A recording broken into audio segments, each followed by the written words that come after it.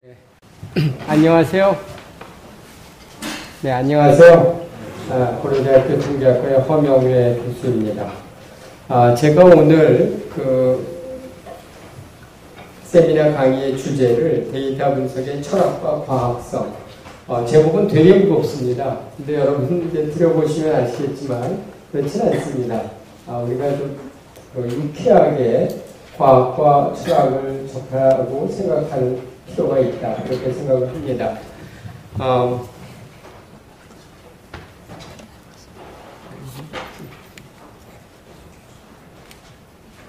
네, 오늘 제가 말씀드릴 것은 데이터와 수량화의 역사.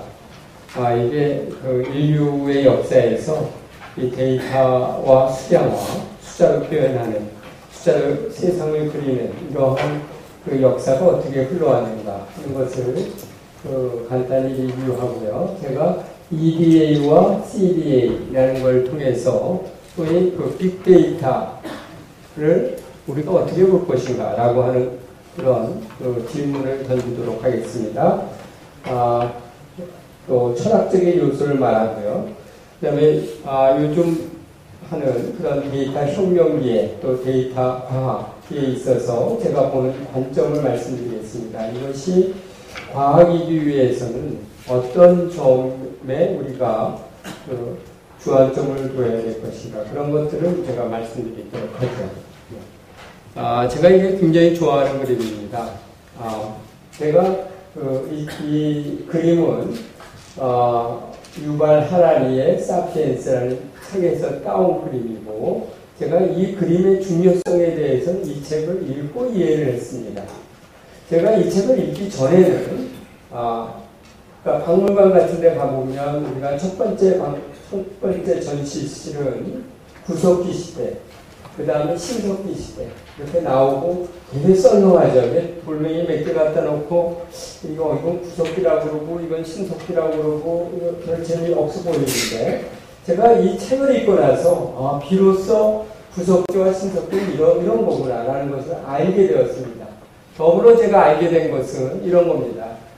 이 전 인류의 전체 역사에서 가장 큰 변화는 언제 있었느냐, 산업혁명기에 있었느냐, 무슨 또 앞으로 올 제4 산업혁명기에 있을 것이냐 그런 걸 생각하겠지만 저는 아니라고 생각합니다. 이때까지 역사 중에서 가장 큰 변화는 구석기에서 신석기로 전환되면서 생겼던 변화입니다. 이게 왜 그러느냐면 이 구석기 시대에서는 수렵 생활을 했죠. 그때는 한 무리의 단위가 100명에서 200명 사이였습니다. 그럴 수밖에 없었던 것이 기록을 하지 않고 인간의 머리로 기억해서 관리할 수 있는 한계는 100명에서 200명이라고 합니다. 아마 여러분들도 기록하지 않고요. 대인관계를 통해서 오프라인에서 정보를 교환하면서 상대할 수 있는 사람의 크기는 100명에서 200명 사이라고 봅니다.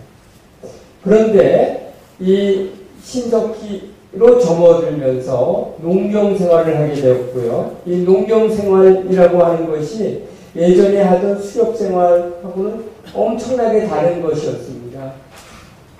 농업이라고 하는 것은 1년에 한 번 수확을 하고요. 한 번 수확을 하기 때문에 어떠한 위험이 따랐느냐면 이미 이제 1년 동안 노력해서 수확을 하면 그걸 누가 훔치러 오는 거죠. 그러면 그때 한꺼번에 공짜로 한꺼번에 다 차지할 수 있기 때문에 그래서 이 농경생활에 있어서의 전제는 뭐냐면 기록을 해놓는 거예요. 기록을. 그래서 그런 큰 조직을 운영하려다 보면 자금이 필요하고 어떤 경제력이 필요한데 그러기 위해서는 세금을 걷어야 되고요. 그 세금을 누가 어떻게 어떤 방법으로 냈는가를 기록을 해뒀어야 됩니다. 그래서 인류의 거의 최초의 기록은 메소포타미아 지방에서 나온 이러한 점토판인데 이 점토판의 내용이 뭐냐면 이 내용은 그렇습니다. 돌이 29,086자루를 37개월에 걸쳐서 후심이 받았다. 후심이라는 사람의 서명이 있습니다. 이런 거예요. 그래서 이 데이터가 기록이 되었어요. 그러니까 이전에는 이런 종류의 데이터가 없었습니다. 근데 비로소 이런 데이터가 만들어지게 되었고요. 이거를 토대로 해서 메소포타미아 지방에는 100만 명 정도 규모의 집단이 생기게 됩니다. 이거는 데이터가 없었으면 가능하지 않은 그런 것들. 그래서 당시에 이러한 태블릿, 점토판이죠. 이런 것들이 이 데이터에 지금 있는 기록으로서는 최초입니다. 그러니까 데이터가 있어야 됐다라고 하는 사실. 이것이 구석기에서 신석기로 오면서 이 다듬어 신석기를 썼다. 그 의미의 배후에는 바로 데이터가 있다라고 하는 것을 제가 말씀드립니다. 이게 굉장히 큰 사실이다라는 거죠. 이 또 하나 제가 이 책 수양화 혁명이라고 하는 이 책을 읽기 전에 제가 과학 기술에 대해서 갖고 있던 생각은 이런 거였습니다. 과학혁명이라는 것이 있죠. 17세기, 18세기 유럽에서 발생했고요.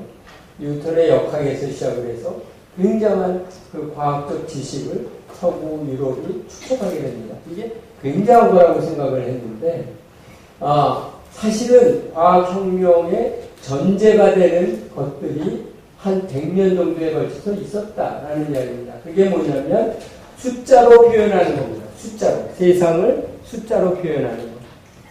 그래서 그거의 산 증거가 바로 시계탑입니다. 여러분들 서구 유럽에 가시면 크게 두 가지를 볼 수 있잖아요. 교회, 성당. 또 하나는 시계탑입니다. 근데 이 시계탑은 종교적인 의미는 없는데요. 왜 이 당시에 서구 유럽에서 시계탑에 열광을 하게 되느냐면 각 도시에서 왜 시간이라는 게 상당히 사실은 추상적인 거죠. 사실 농경사회에서는 그렇게 정확하게 시간을 분, 초 단위로 파악할 필요는 없습니다. 그런데도 불구하고 정확하게 시간이라고 하는 것을 정확하게 분, 초 단위로 표현할 수 있다.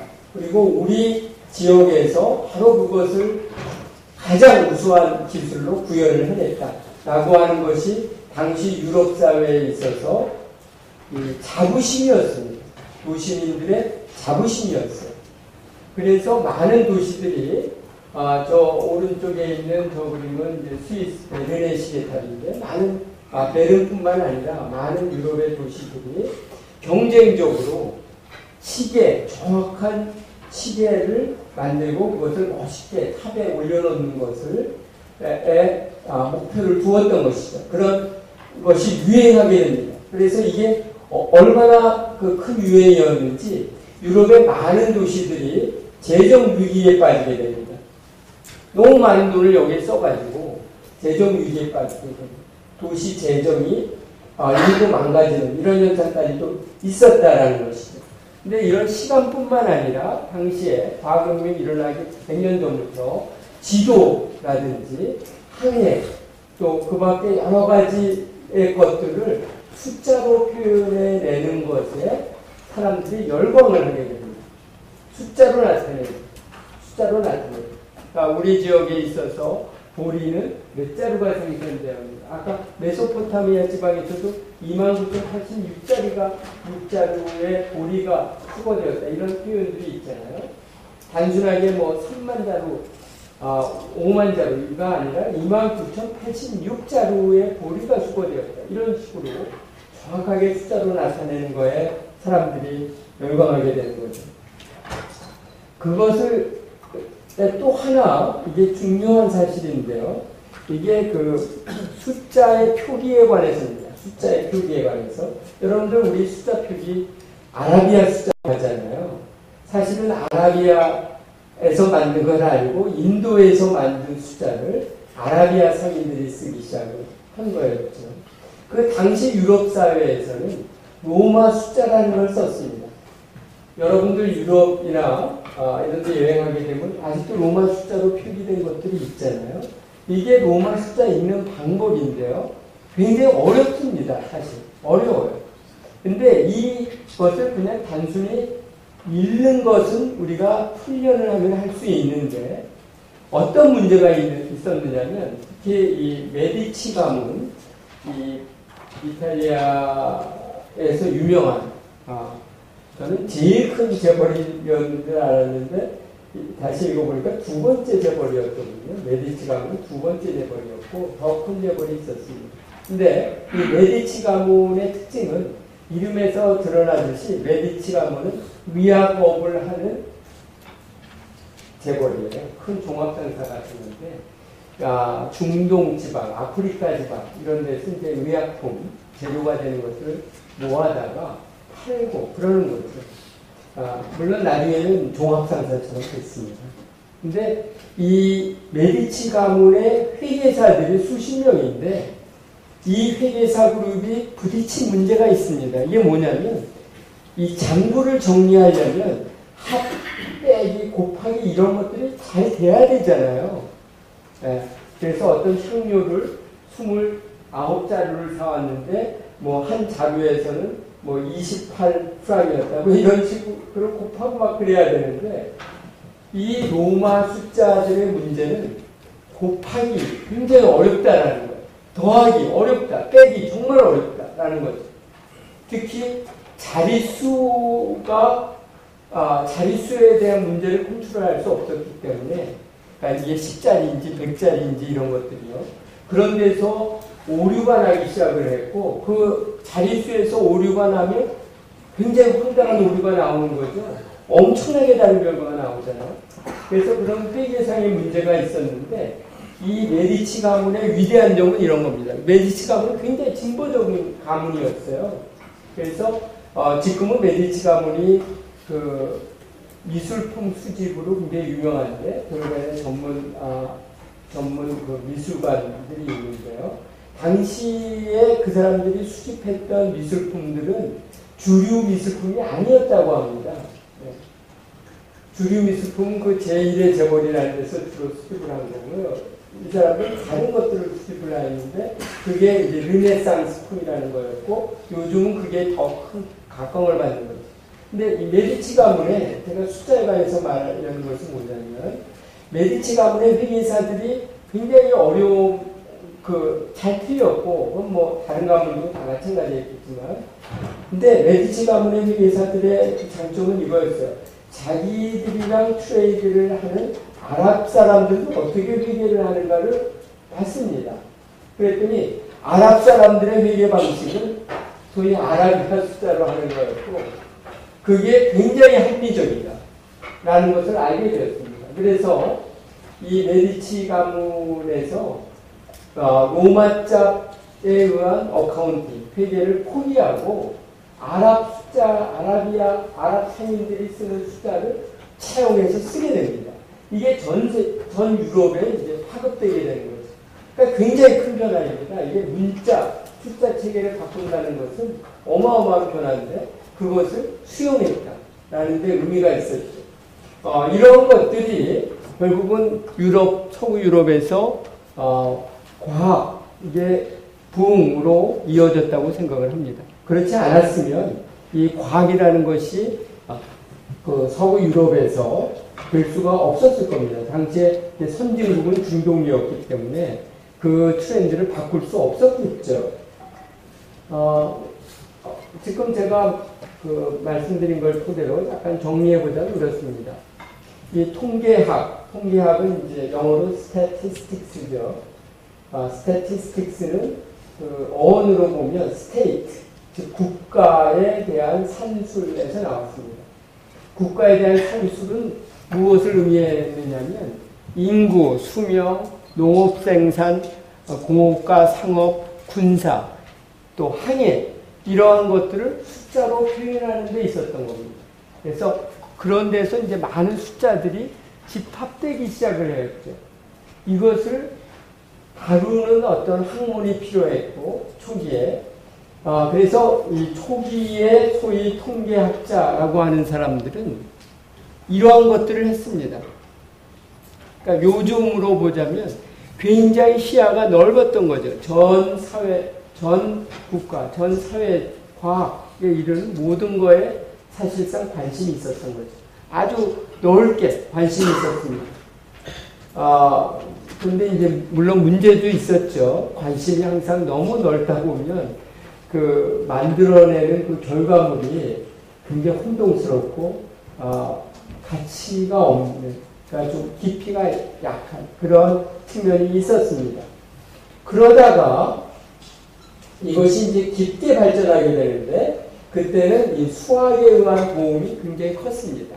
이 수학은 주로 천문학자들이 만든 수학이었고 그때 만들어진 수학이 통계학에 도입되었는데 그 예를 들자면 가우스 분포, 보통 우리가 정규 분포라고 하죠.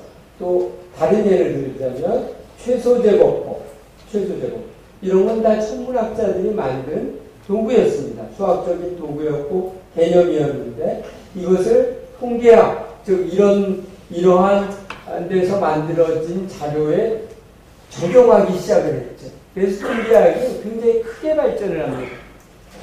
또 수학적으로 굉장히 단단하게 발전을 해요.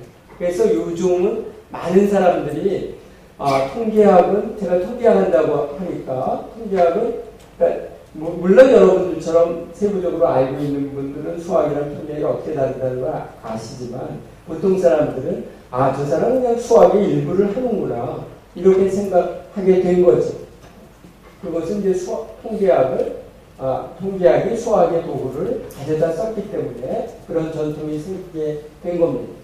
그래서 이러한 통계학은 언제 정점을 이루느냐면 2차 세계대전 전후에서 정점을 이룬다고 할 수 있습니다. 그 이후에는 소위 이제 아시다시피 여러분들 컴퓨터의 도움이 있었던 거죠. 컴퓨터의 보급 발전에 있었고 특히 최근 10년, 20년 사이에 있어서 이 컴퓨팅 기술의 획기적인 변화가 있었고 그래서 이러한 것들은 요새 데이터 사이언스가 되었다라고 이야기를 합니다. 데이터 사이언스는 이제 데이터 과학이라고 우리가 하는 건데 데이터 사이언스를 그러면 통계학이 데이터 사이언스가 된 거냐? 네, 그렇다고 저는 생각을 합니다. 근데 여기에는 컴퓨팅 스킬의 아주 혁명적인 변화에 도움이 컸죠. 그래서 우리가 그냥 좀 공정하게 이야기하자면 데이터 사이언스는 통계학과 전산학의 융합으로 생겨났다라고 하는 것이 좀 더 공정한 표현이라고 할 수 있습니다. 근데 제가 이제 그 EDA와 CDA에 대해서 말씀드리려고 합니다. 이건 제가 왜 말씀드리려고 하느냐면 우리가 빅데이터의 이해에 대해서 요 CDA와 EDA가 굉장히 큰 요소이기 때문입니다. 그러니까 많은 보통 전산학 기반의 데이터 과학자들은, 데이터 사이언티스트들은 이 빅데이터를 이야기하면서 뭐 어느 정도 커야 되고 이게 복잡하고 뭐하고 뭐 이런 이야기들을 하는데 저는 통계 전문가의 입장에서 통계학 전공자로서 빅데이터를 이런 식으로 본다라고 하는 것을 말씀드리려고 합니다. 데이터 분석의 유형에는 두 가지가 있습니다. 이게 통계적 견해예요. 하나는 EDA이고 하나는 CDA라고 하는 겁니다. EDA라는 것은 탐색적 데이터 분석으로 우리가 보통 번역을 하죠.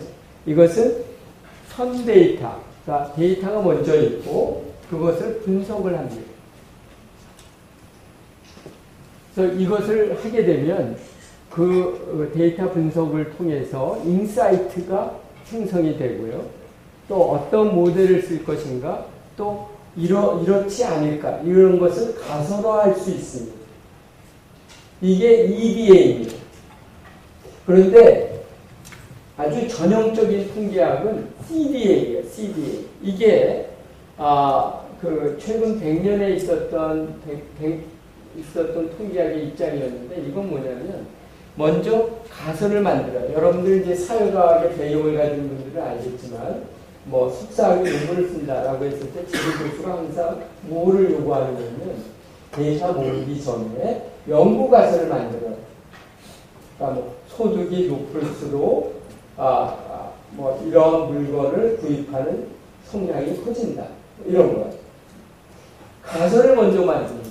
그리고 그 가설을 입증하기 위해서 데이터를 수집을 합니다. 그래서 가설이 먼저고 데이터 수집은 나중이에요. 이게 컨포머토리 데이터 어널리시스의 특징인데요. 어떠한 그 인사이트나 가설이나 모형의 타당성, 일반성, 재현성을 평가하기 위해서 데이터를 모으고 그런 것을 가설 검증과 신뢰 구간으로 합니다. 그래서 여기에서는 계획이 먼저고 데이터 수집과 분석이 일어나고 결론이 맺어집니다. 근데 여러분들이 하시는 빅데이터나 이런 것들은 뭐냐면 데이터가 먼저 있어요. 여러분들이 가설 만들기 전에, 연구 계획 만들기 전에 데이터는 이미 수집돼서 있습니다. 그것을 분석하는 거거든요. 이게 순서가 이 CDA랑 다른 거죠. 그래서 EDA와 CDA는 전혀 다른 겁니다. 그러면 제가 이제 예를 들어서 설명하는 건데요. CDA와 EDA의 차이는 뭐냐? 이런 겁니다. 우리나라도 이제 건강보험 자료가 있죠. 사람들이 어떤 병에 걸려서 어떠한 치료를 받았고 어떤 결과가 있었는지 그런 자료가 있습니다. 그런 자료를 이용해서 여러분들이 거기서 어떤 인사이트를 도출하기 위해서 여러 가지 분석을 해서 주요한 특징, 재미있는 것들을 발견해냅니다. 이거는 EDA예요. EDA. 근데 여러분들이 여기서 어떤 것을 발견했다 하더라도 그것을 확인하는 작업이 필요해요. 예컨대 비타민 C를 복용하는 사람들은 감기에 덜 걸리더라 라고 하는 것을 여러분들이 찾아냈다고 해봅시다. 그러면 정말 비타민 C를 먹으면 감기에 덜 걸리느냐 라고 하는 이슈가 있는데 그것을 확인해 봐야 돼요. 이 확인은 실험에 의해서 가능합니다. 여러분들 지하철 타다 가보면 우리가 어떤 질병에 대해 관심이 있고 임상실험을 하니까 장원하십시오라고 하는 광고가 있잖아요. 그런 임상실험을 해야 어떤 원인과 결과에 대한 인과적 추론이 가능한 겁니다. 그냥 여러분들이 빅데이터 분석을 통해서 비타민 C를 먹는 사람들이 감기에 덜 걸린다라고 하는 그런 패턴을 발견해냈다 하더라도 그것은 사실이 아닐 수가 있어요. 왜 그러느냐면 예컨대 그 뒤에 사회 경제적 지위가 높은 사람들, 즉 부유한 사람들은 비타민 C를 구입하는 경향이 있고 그렇지 않은 사람들은 비타민 C를 구입하지 않는 경향이 있는데 부유층과 그렇지 않은 층은 여러 가지 건강 환경적인 측면에서 차이가 있을 수가 있고요. 이것 때문에 감기에 덜 걸리고 더 걸릴 수가 있거든요. 그러니까 맨날 지하철 타고 다니는 사람하고 그렇지 않은 사람은 감기에 덜 걸리고 더 걸릴 수가 있는데 이런 것들이 여러 사회적 계층, 소득의 차이 이런 것과 결부되어 있거든요. 따라서 이 빅데이터를 통해서 자료 분석을 통해서 얻어진 인사이트들은 진실이 아닐 가능성이 다분히 있습니다. 이것을 진실인지 아닌지를 확인하는 방법은 스몰 데이터, 즉 이러한 그 CDA 확증적 자료 분석을 통해서 아카데믹하게 검증되어야 되는 것이죠. 그래서 이제 제가 빅데이터와 스몰 데이터의 차이에 대해서 말씀드리는 겁니다. 그러니까 전산학에 기반하신 분들은 빅데이터 되게 큰 거다. 뭐 과거 10년간 이렇게 막 변화해왔다. 이런 식으로 말씀을 드리는데 저는 그런 관점이 아니라 물론 자연스럽게 그것은 팩트이긴 해요. 그렇지만 통계적 관점에서 근본적인 차이는 먼저 데이터가 있었고 분석을 했느냐, 우리가 어떤 목적이 있었고 그 목적에 맞게 데이터를 수집하고 분석을 하느냐, 이런 거의 차이일 수 있다는 거죠.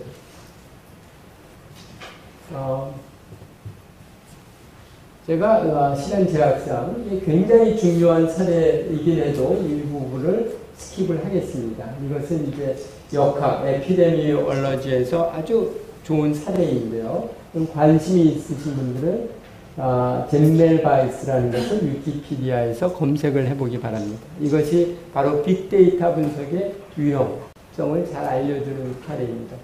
이게 간단히 정리하자면 뭐냐면 이 젠멜바이스라고 하는 아주 초급 의사가 비엔나 병원에서 겪었던 일입니다. 당시에는 이 출산 시에 산모가 사망하는 일이 굉장히 많았습니다. 근데 두 개 병동이 있었는데 한 개 병동에서는 사망률이 16%, 다른 병동에는 2%. 차이가 현격하였죠. 그래서 이 원인이 있을 거다를 밝히는 과정에서 겪었던 이 에피소드입니다. 근데 결국은 젠멜바이스가 찾아낸 것은 손을 씻었느냐 안 씻었느냐의 차이였는데 그것은 이제 실험의 과정을 거쳐서 확인하는 그런 스토리가 이 스토리인데 젠멜바이스가 너무너무 억울하고 자기의 것들이 받아들여지지 않은 그런 일종의 화병이 나서 결국은 정신병원에서 사망했습니다. 근데 여기 이 오스트리아의 우표에도 있듯이 오스트리아가 가장 자랑하는 과학자라고 할 수 있습니다. 물론 프로이드가 1등일 거고요. 이분이 한 2, 3등은 할 것 같아요. 제가 굉장히 좋아하는 이 사이클 도표인데요. 우리가 사회에서 이렇게 보다 보면 정보, 지식, 데이터 이런 것들이 굉장히 혼재되고 있어요. 저는 이 개념 구분이 좀 필요하다고 생각을 합니다. 데이터 있죠. 이건 데이터는 많은 분들이 다 인정을 하는 거예요. 거기에서 이제 어떤 정보가 추출이 됩니다. 그러니까 데이터라는 것은 원재료 같은 것이고 정보는 그 중에서 이제 어떤 덩어리 같은 거죠. 정말 쓸고 있는 어떠한 것입니다. 그런데 이 정보도 재현성이 확인되느냐 확인되지 않는 일관성이냐 이것은 구분을 해야 된다는 거죠. 그래서 어떤 데이터를 우리가 정리하고 분석해서 정보가 나왔을 때 이것이 우리가 영원했으면 좋겠죠. 그렇지만 많은 것들은 사실 일과성이라고 생각을 합니다. 한 번 확인이 되는 거고 그 다음에 또 다른 곳에서 해보면 다시는 나타나지 않는 그런 것들입니다. 그래서 그런 것들이 재현성이 있느냐라고 하는 것을 확인해 볼 필요가 있습니다. 우리가 과학혁명 이전에 많은 사람들이 이 금을 만드는 기술에 관심이 있었죠. 많은 사람들이 금을 만들었다고 선언을 했습니다. 자기가 뭐 고양이 똥하고 모래하고 뭐 이렇게 섞어갖고 며칠 둬가지고 금을 만들었다. 라고 하는 것을 선언을 했거든요. 그렇지만 정말 대부분은 일과성이었던 거죠. 금처럼 보였던 것이고 금이 아니었습니다. 그래서 재현성이 있느냐 없느냐는 굉장히 중요한 요소입니다. 그러니까 재현성을 파악을 해라. 라는 거고요. 그 다음에 어떠한 정보들은 일반화됩니다. 일반화라는 것은 보다 넓은 카테고리에 적용 가능하다는 이야기죠. 추상적인 표현이 가능하다는 이야기입니다. 이렇게 되었을 때 우리가 그것을 지식이라고 이야기합니다. 지식. 그러니까 지식은 정보 중에서 일부가 지식화됩니다.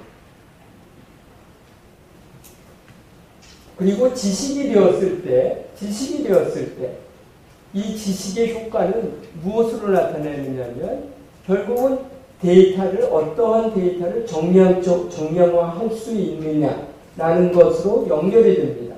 그래서 지식이 되었을 때에는 그것의 산물로서 우리가 데이터를 만들게 됩니다.